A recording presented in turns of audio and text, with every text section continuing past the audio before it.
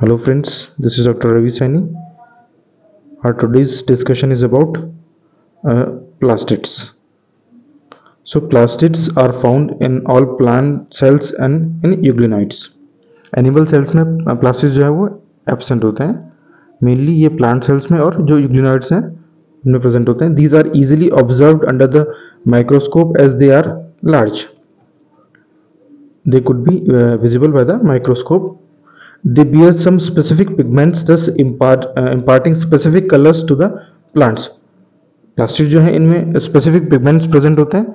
That's why जो plants हैं उनमें स्पेसिफिक कलर्स हमें देखने को मिलते हैं. जो लीव्स होती हैं वो ग्रीन होती हैं और जो फ्लावर्स होते हैं उनके डिफरेंट कलर्स भी विजिबल होते हैं just because of the presence of these pigments. So based on the type of pigments, plastids can be classified into chloroplast, chromoplast and leucoplast. So on the basis of pigment के basis पे हमने जो plastid है इनको तीन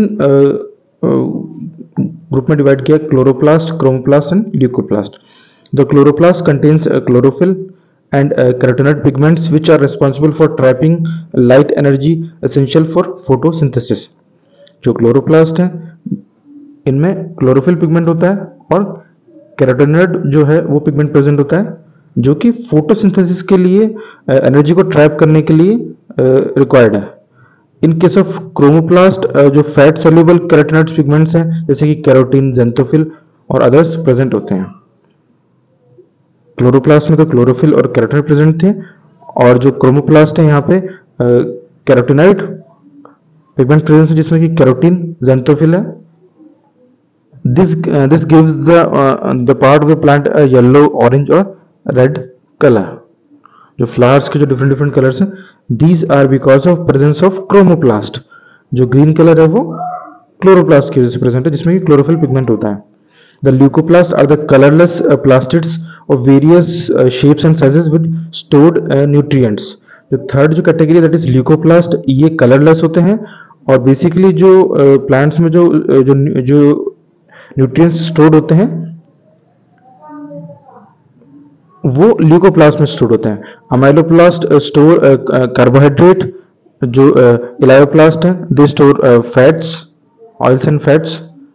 and where is the aleuroplast they store proteins. एक बार और देख लेते हैं हम. जो प्लास्टिड्स हैं उनको हमने तीन टाइप्स में डिवाइड किया: chloroplast, chromoplast and leucoplast. Chloroplast में क्लोरोफिल पिगमेंट था. क्रोमोप्लास्ट में जो कैरोटेनॉइड पिगमेंट था जिसमें बेसिकली हमने देखा कैरोटीन और ज़ेंथोफिल. और जो ल्यूकोप्लास्ट हैं दे आर कलरलेस और बेसिकली ये जो न्यूट्रिएंट्स हैं उनको स्टोर करने का काम करते हैं. जिसमें अमाइलोप्लास्ट है वो कार्बोहाइड्रेट को स्टोर करते हैं. जो इलायोप्लास्ट है वो ऑयल और फैट को स्टोर करते हैं और जो एल्यूरोप्लास्ट है वो प्रोटीन को स्टोर करते हैं ना.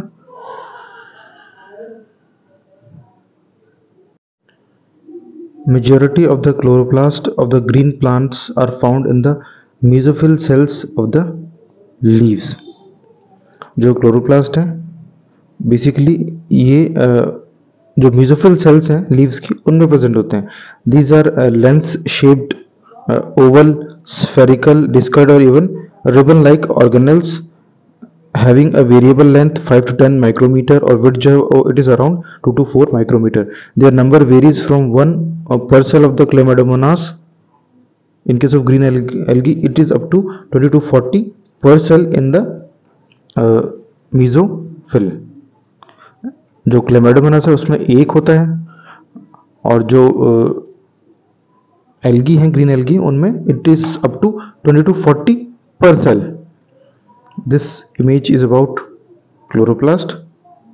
It is a discoid in shape or lens shaped, oval or spherical. कुछ और जो organelles हैं उनमें जो है it is around ribbon like. जो कुछ जो organisms हैं उनमें it is in ribbon shape. जो algae वगैरह होते हैं हम जब एल्गीज पढ़ेंगे उनमें डिफरेंट शेप्स की जो है क्लोरोप्लास्ट प्रेजेंट होते हैं. Like mitochondria the chloroplast are also double membrane bound. Similar जो माइटोकॉन्ड्रिया में हमने देखा वैसे ही क्लोरोप्लास्ट जो है ये भी डबल मेम्ब्रेन बाउंड है. दो मेम्ब्रेन प्रेजेंट होती है, आउटर और inner membrane. Of the two the inner chloroplast membrane is relatively less permeable. जो इनर क्लोरोप्लास्ट मेम्ब्रेन है वो लेस परमिएबल होती है। The space limited by the inner membrane of the chloroplast is called stroma. जो inner membrane है उसके अंदर की तरफ जो स्पेस है that is stroma. A number of organized flattened membranous sacs called thylakoids are present in the stroma. So इस figure में हम देख रहे हैं these coin-like structures, these are the thylakoid. These coin-like structures are thylakoids और ये जो एक के ऊपर एक ये डिपॉजिट है, this structure is called grena.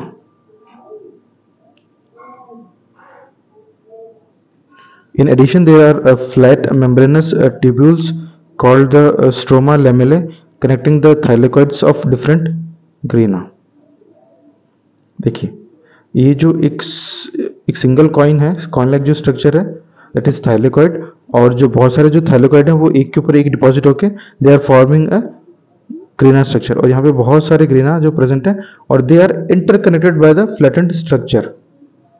एक फ्लैट जो स्ट्रक्चर है उससे कनेक्टेड होते हैं, फ्लैट मेम्ब्रेनस ट्यूब्यूल है उससे ये सारे ग्रीना जो है वो कनेक्टेड होते हैं। The membrane of the thylakoid enclose a space called lumen.